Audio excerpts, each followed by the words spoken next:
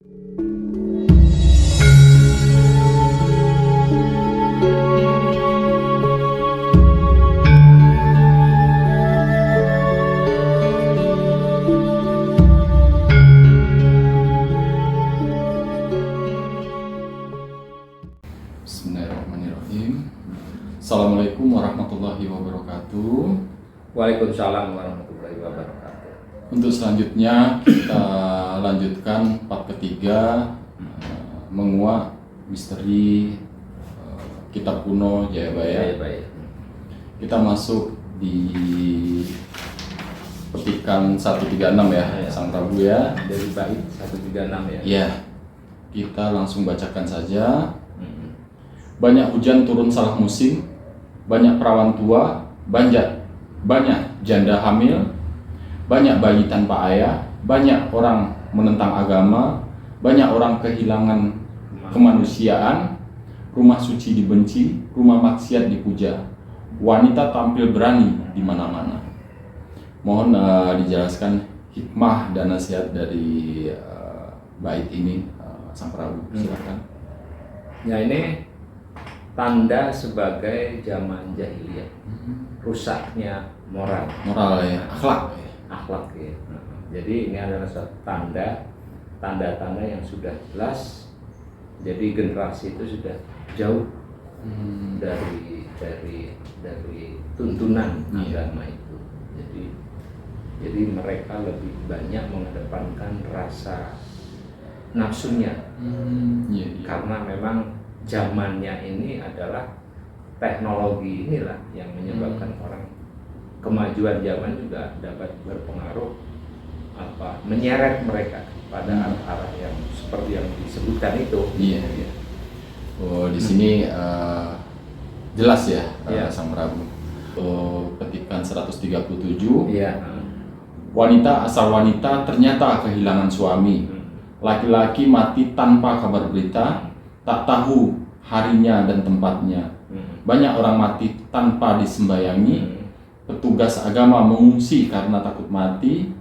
Yang mengurusi orang mati malah dibikin mati. Ini bisa dijelaskan tentang hikmah dan kejadian-kejadian terjadi di saat ini. Silakan Sang Prabu. Zaman kerusakan ya. Jadi wanita bebas, ya, bebas sebebas-bebasnya. Laki-laki mati tanpa kabar berita, tak tahu harinya dan tempatnya. Banyak orang mati tanpa disembayangi. Jadi kalau ini maksudnya adalah masuk ke dalam fase penyakit yang pernah. Iya, ini lebih tepatnya disebut COVID inilah, gitu kan. Jadi orang yang mati COVID disembayangi enggak? Langsung dikuburkan kan? Nah, terus akhirnya pada masa petugas agama mengungsi karena takut mati. Itulah. Jadi memang ini adalah salah satu wabah kalau pandangan saya loh ya. Nah, yang mengurusi orang mati malah dibikin mati. Maksudnya ini ada satu rangkaian ini. Bait 137 adalah saat kita memasuki masa COVID. Nah, COVID-19 ini. Karena memang tempat-tempat ibadah memang banyak yang tutup. Sang Prabu ya, di saat itu. Kita masuk ke petikan 138. Ada pertapa agung muncul berasal dari Gunung Kendeng, berpakaian serba hitam, membantu orang yang dikerumuni tuyul mengerang. Pendeta itu bergelar bulan satu Jawa atau Suro. Silakan Sang Prabu, makna yang terkandung di dalam bait ini. Baiklah, ini saya jabarkan menurut pendapat saya. Ini bait 138. Ada pertapa agung muncul berasal dari Gunung Kendeng, berpakaian serba hitam, membantu orang yang dikerumuni tuyul mengerang. Pendeta itu bergelar bulan satu Suro. Kalau saya lihat bahasa di sini berasal dari gunung berpakaian hitam. Hitam itu kan identik dengan kesepuhan. Ya, dengan orang yang memiliki ilmu, kesepuhan, Jadi bahasanya itu disebut pendeta. Pendeta itu adalah kalau di Muslim itu kan nama kayak ustadz ya, suka berdakwah gitu ya, kiai. Nah, kalau pendapat saya inilah awalnya munculnya Gus Dur.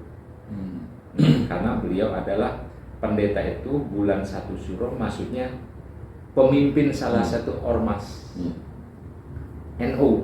Nah, jadi pendeta itu bergelar bulan 1 Jawa. Jadi bulan 1 Jawa ini kan hanya istilah saja, tapi dia orang nomor 1 di Nahdlatul Ulama. Kita lanjutkan ke petikan 139. Berdagang kayu bercabang, berbaju tutup kepala benang lawe, dihormati banyak sekali laki-laki, tetapi usianya tidaklah panjang, hanya setahun Jawa merah. Jadi kalau saya lihat dari ulasan ini adalah pedagang kayu bercabang itu ketika masa beliaunya kan terjadi perubahan, masa reformasi, banyak penjarahan di mana-mana, termasuk hutan-hutan yang dijarah dari berbagai daerah itu ya. Nah, berbaju tutup kepala benang lawi, jadi seorang tokoh, istilahnya kiai, dihormati banyak sekali laki-laki, karena yang menghormati itu kan kebanyakan ya santri-santri itu ya, tapi usianya tidaklah panjang, hanya setahun. Jadi usia tidak panjang ketika beliau menjabat itu tidak sampai selesai gitu loh, hanya itu aja. Ya, kita masuk ke petikan 140. Tingkah laku orang Jawa seperti gabah ditampi, mana yang benar, mana yang asli. Para pertapa semua tak berani, takut menyampaikan ajaran benar, salah-salah dapat menemui ajal. Diartikan makna dari sini, di bait sini mungkin terjadi di saat kapan Sang Prabu? Ini kalau saya lihat masa saat ini. Iya. Jadi tingkah laku orang Jawa seperti gabah, mencari makan itu susah sekali. Mana yang benar, mana yang asli, para pertapa semua. Jadi mana yang benar, mana yang asli itu dia berpijak kemana susah gitu loh, karena rakyat menjadi bingung gitu loh. Jadi yang dipijak yang mana yang benar, mana yang asli. Para pertapa semua tidak berani, takut menyampaikan ajaran benar, salah dapat menjadi ketika ada suara dari ketokohan itu malah dipelintir balik, malah masuk bui gitu. Jadi menemui ajal itu bukan arti mati, tapi terpenjara, masuk bui gitu loh. Jadi ketika menyampaikan, menyuarakan aspirasi yang tujuannya baik, itu malah justru diseret, dipersalahkan. Nah, ujung-ujungnya masuk penjara, seperti itu. Terima kasih Sang Prabu. Kita lanjut ke petikan selanjutnya 141. Banjir bandang di mana-mana, gunung meletus tidak dinyana-nyana, tidak ada isyarat dahulu. Benci tidak terperikan terhadap pendeta yang bertapa tanpa makan dan tidur, karena takut bakal terbongkar rahasianya. Siapa Anda sebenarnya? Masa ini adalah masa yang sedang berjalan, banjir ya sudah berada di mana-mana, gunung meletus juga tidak ada kabar kalau meletus, tidak ada isyarat dahulu, benci tak terhadap pendeta. Jadi sebetulnya para pendeta itu kan istilahnya itu kan para pembawa ajaran agama. Siapa Anda sebenarnya, maksudnya melakukan itu apa sih gitu loh. Melakukan perbuatan itu apa sih maksudnya? Maksudnya ini yang bicara ini seorang penguasa sebetulnya, karena takut bakal terbongkar aslinya siapa Anda sebenarnya. Jadi melakukan hal-hal yang terjadi di bait 141 itu adalah sebutannya benci tidak terperikan terhadap pendeta yang bertapa tanpa makan daripada dia melakukan keprihatinan, melakukan apa yang di dalam tuntunan seperti itu, tapi selalu dihalangi, diadu domba, ya bisa juga gitu, dia dihasut. Nah, akhirnya ujungnya karena takut bakal terbongkar rahasianya, siapa Anda sebenarnya gitu. Ya, terima kasih Sang Prabu, mungkin di sini memang siapa Anda sebenarnya masih dirahasiakan. Iya. Ya Sang Prabu ya. Kita lanjut ke petikan selanjutnya 142. Sungguh zaman sedang gonjang-ganjing, menyaksikan zaman gila. Tidak ikut gila tidak dapat bagian. Yang sehat olah pikir, para petani dibelenggu. Para pembohong bersukaria, berbahagialah orang yang lupa, tetapi masih lebih bahagia yang ingat dan waspada. Silakan diuraikan. Jadi kalau bait 142 itu lebih menukil kepada saat ini, dewasa ini. Sungguh zaman sedang gonjang-ganjing yang tidak menentu, menyaksikan zaman gila, zaman udah tidak karu-karuan, tidak ikut gila tidak dapat bagian. Kalau tidak milo ngedan, kalau bener itu malah sulit gitu loh. Jadi ikut gila, yang sehat olah pikir malah susah gitu loh. Tapi yang ikut-ikutan itulah yang menjadi makmur, istilahnya gini. Jadi para petani dibelenggu, memang para petani dibelenggu, petani itu tidak ada kesempatan untuk bertani karena semua lahan-lahannya kan sudah beralih fungsi ya. Sebagian beralih fungsi menjadi pabrik ya, atau mungkin ketika penanamannya kurang bagus gitu. Nah, seperti macam-macam lah faktornya ya. Harga-harga juga turun. Ya, harga-harga turun. Jadi mau menanam dia juga bingung gitu loh. Jadi yang seharusnya biaya produksi untuk bertani itu biaya sekian gitu, jadi serba bingung. Nah, para petani dibelenggu, istilahnya begitu. Para pembohong bersukaria, berbahagialah orang yang lupa. Para pembohong itu adalah orang-orang yang senang mengadu domba, yang suka mengingkari janji, yang suka berbohong. Nah, aslinya A, ngomongnya B, gitu loh. Nah, seperti itu, berbahagia orang yang lupa, tetapi masih lebih bahagia orang yang ingat dan waspada. Jadi berbahagialah orang yang lupa, melupakan akan hal itu, melupakan akan keadaan, tapi masih lebih bahagia orang yang ingat dan waspada, ingat kepada Allah dan waspada, hati-hati gitu, seperti itu. Kita lanjut ke 143. Raja tidak menepati janji, kehilangan kekuasaan dan kewibawaannya. Banyak rumah di atas kudu, orang makan sesamanya, kayu gelondongan dan besi juga dimakan. Katanya enak, serasa kue bolu. Malam hari semua tak bisa tidur. Dari bait 143 itu analisa saya, raja tidak menepati janji. Jadi setiap raja yang tidak menepati janji itu akan kehilangan kekuasaan dan kewibawaannya. Karena janji seorang pemimpin itu adalah akan diikuti, janjinya ditepati maka akan dihormati, kan seperti itu. Jadi hukum alam seperti itu yang berjalan.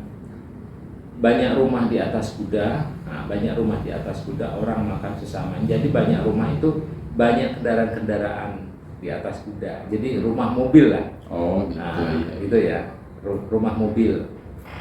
Jadi kemana-mana dia cukup di dalam, dan karena memang kesibukannya untuk di dunia ini ya. Iya, karena sibuknya dunia dan juga ada rumah yang seperti apa di dalam mobil itu fasilitasnya itu ada, dan sekarang ini mah sudah ada berjalan. Karena sekarang kan kemana-mana memang lebih banyak waktu di mobil kalau orang beraktivitas. Betul. Orang makan sesamanya sudah banyak terjadi kan, orang makan sesamanya, saling bersaing kalau bisa menjatuhkan, atau karena satu jabatan hanya posisi satu, lebih baik kawannya dikorbankan untuk menduduki posisi itu gitu loh. Itu istilahnya makan sesama. Kayu gelondongan dan besi juga dimakan, katanya enak serasa kue bolu, malam hari semua tampil. Semua manusia apapun bisa dilakukan karena rakusnya. Karena kerakusan, kayu dimakan, semua dimakan. Di sini besi juga dimakan, aspal bisa dimakan, semua bisa dimakan. Memang enak katanya, karena nafsunya enak, karena manusia itu kan bisa mengolah menjadi uang. Nah itulah katanya enak serasa kue bolu. Malam hari semua tak bisa tidur. Jadi karena pikirannya kendalikan dunia menjadi Nafsu, tujuannya, dunia, ya. nafsu. Jadi ketika mau istirahat susah, jadi pikirannya bergerak, membuat cara bagaimana menutupinya, bagaimana dan lain sebagainya, udah seperti itu. Kita lanjut kembali ke petikan 144. Ya. Orang yang gila dapat berdandan, para pembangkang dapat membangun rumah, gedung-gedung megah. Ya, ini fenomena saat ini. Iya. Perjalanan masa. Jadi orang yang gila dapat berdandan, gila itu gila pemikirannya. Dilakukan para pembangkang dapat membangun rumah. Membangkang itu dalam arti kan luas. Jadi ada pembangkang itu penghasut yang dibayar. Nah, gitu lah. Seperti itu. Terima kasih Sang Prabu. Kita lanjut ke petikan 145. Orang-orang dagang barangnya makin laris, tapi hartanya makin habis. Banyak orang mati kelaparan di samping makanan. Banyak orang berharta namun hidupnya sengsara. Mohon dijelaskan untuk kondisi-kondisi di saat ini, Sang Prabu. Ya, orang dagang barangnya semakin laris. Berdagang laris, harusnya untung kan? Kenapa bisa rugi? Jadi karena pajaknya tinggi, biayanya juga tinggi, gitu loh. Untungnya banyak, tapi semakin habis karena pajak juga semakin naik dan lain sebagainya, dari mana naik ya. Operasionalnya juga operasional semakin tinggi. Nah, jadi ketika ketika masa ini banyak orang mati kelaparan di samping makanan. Karena kesibukannya, karena orang sibuk itu kan kadang makan aja lupa, gitu loh. Seperti itu. Banyak orang berharta namun hidupnya sengsara. Ya karena apa?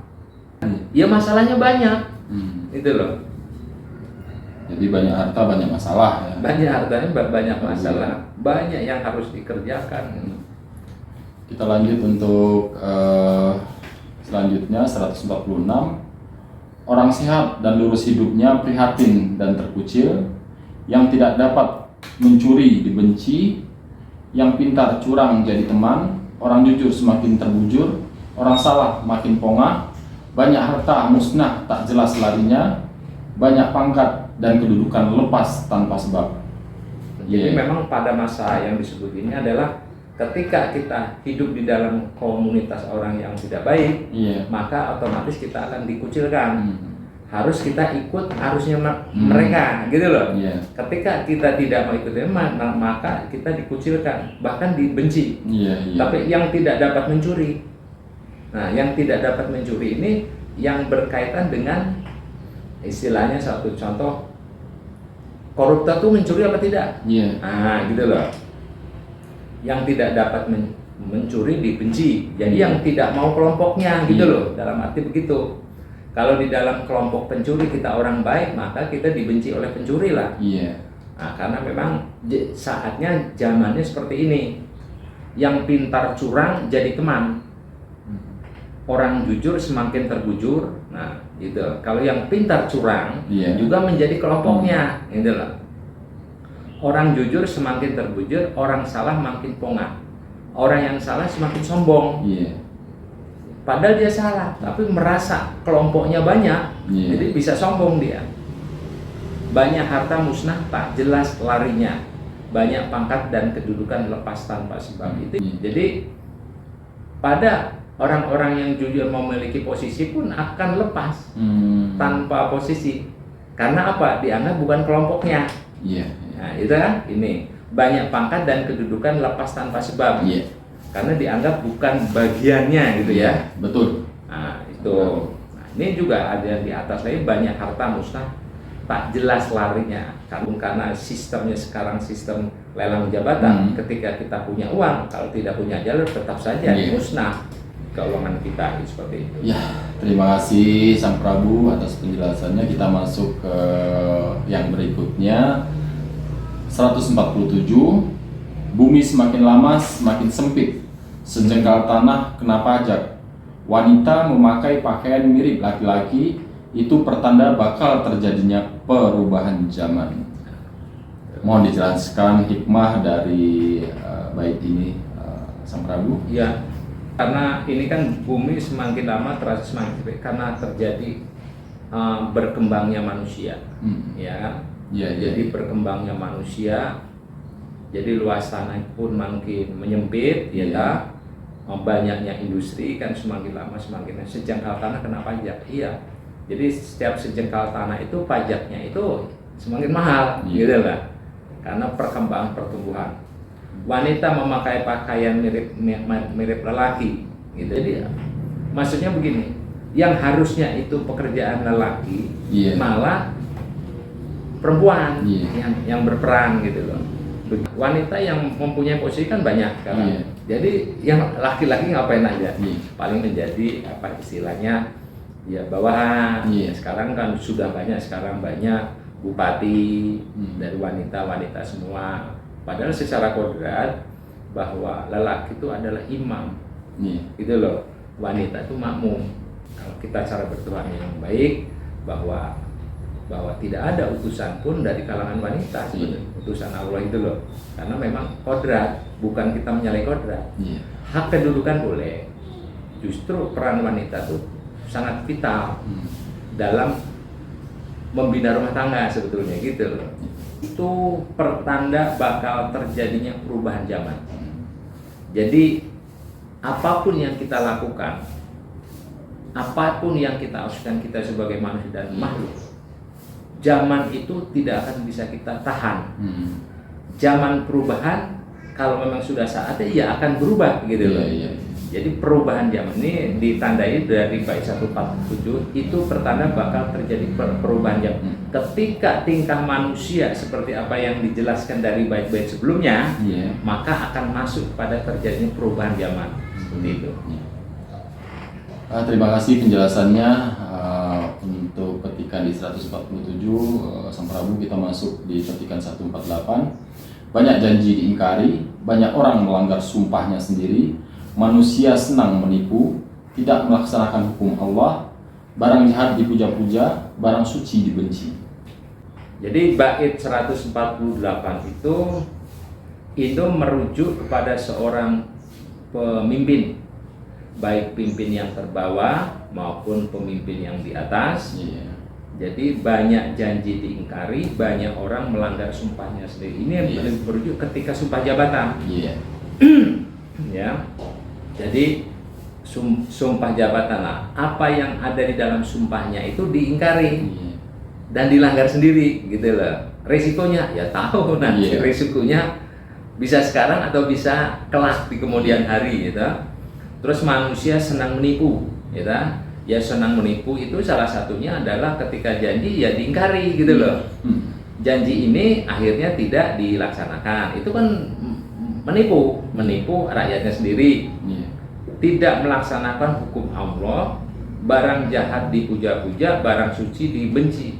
Jadi barang keburukan itu, barang jahat itu dipuja-puja. Jadi dia senang dengan seperti kejahatan-kejahatan gitu. Kejahatan itu kan juga macam. Ada yang mencuri, ada yang membuat fitnah, ada yang segala macam-macam, itu kan suatu yang jahat, dipuja-puja, gitu loh. Menekan orang dan lain sebagainya, gitu kan sesuatu yang jahat. Barang suci, kebaikan itu dijauhin.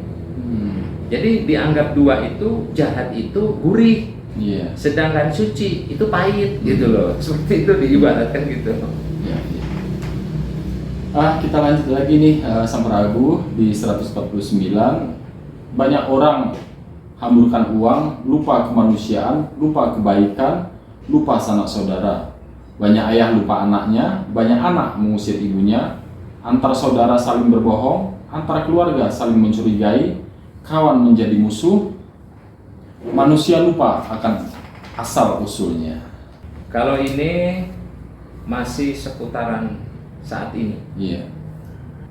Hamburkan uang itu banyak orang berpesta-pesta, berfoya-foya, berpergian kemana-mana, ya, alasannya apa, refreshing dan lain sebagainya, gitu ya.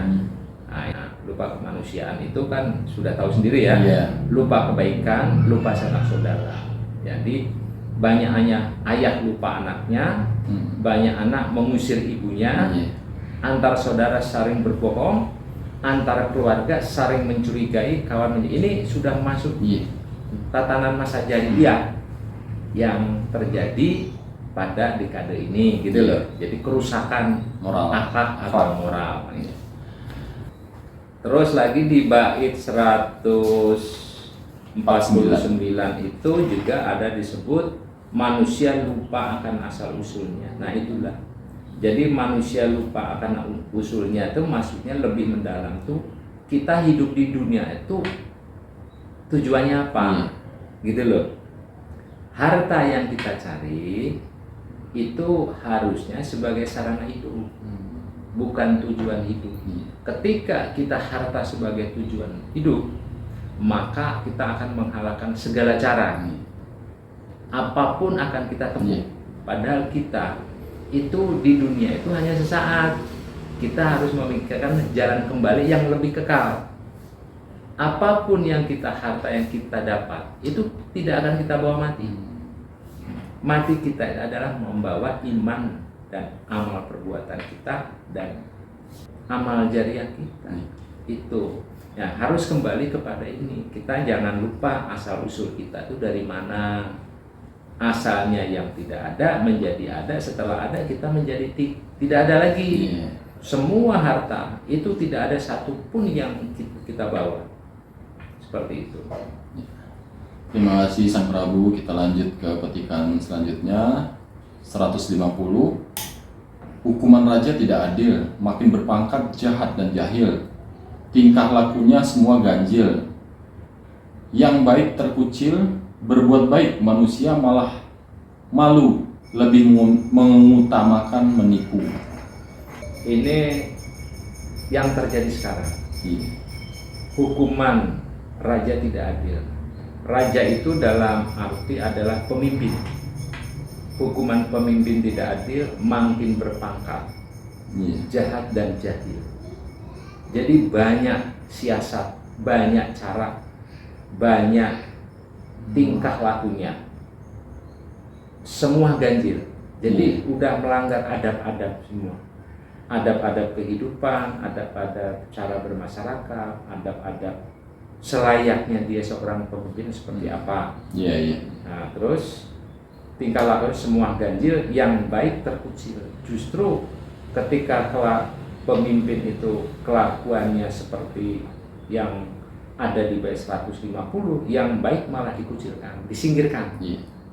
Karena apa? Karena kalau di atasnya seperti itu, maka bawah ikut. Yang tidak mau ikut, maka akan disingkirkan. Dikucilkan itu disingkirkan. Dianggap bukan kelompoknya. Nah sekarang, karena potensi orang-orang yang seperti itu tuh hampir mencapai 80%. Ketika 80% itu banyak yang seperti itu, maka yang 20% itu akan disingkirkan. Kecuali yang baik itu 80%, yang buruk 20%, dia mau tidak mau akan terbawa arus menjadi baik, karena sistemnya seperti itu, gitu loh. Nah ini yang terjadi. Berbuat baik manusia malah malu, lebih mengutamakan menipu. Maksudnya dia lebih baik mengikuti arus yang buruk daripada yang baik, karena yang buruk itu banyak yang mengikuti, gitu loh. Yang baik tidak, malah dia lebih cenderung manusia itu melakukan hal yang seperti itu. Nah ini kembali pada keteladanan seorang pemimpin. Itu Ini petikan terakhir 151 untuk di episode ini ya, di part ini. Wanita melamar pria, masih bayi sudah beranak, kaum pria merendahkan derajatnya sendiri. Kalau ini memang sudah fenomena ada di mana-mana ya. Wanita melamar pria, masih bayi sudah beranak, bisa sendiri karena pergaulan bebas. Maksudnya kan itu ya, kaum pria merendahkan derajatnya sendiri. Jadi kaum pria itu bisa merendahkan derajat, tapi dia tidak bertanggung jawab akan tanggung jawabnya, seperti itu. Ya, terima kasih atas penjelasan hikmah dari kitab kuno Jayabaya ini Sang Prabu. Kita lanjutkan ke part selanjutnya nanti. Saya sudahi dengan alhamdulillahirabbil alamin. Wassalamualaikum warahmatullahi wabarakatuh. Waalaikumsalam warahmatullahi wabarakatuh.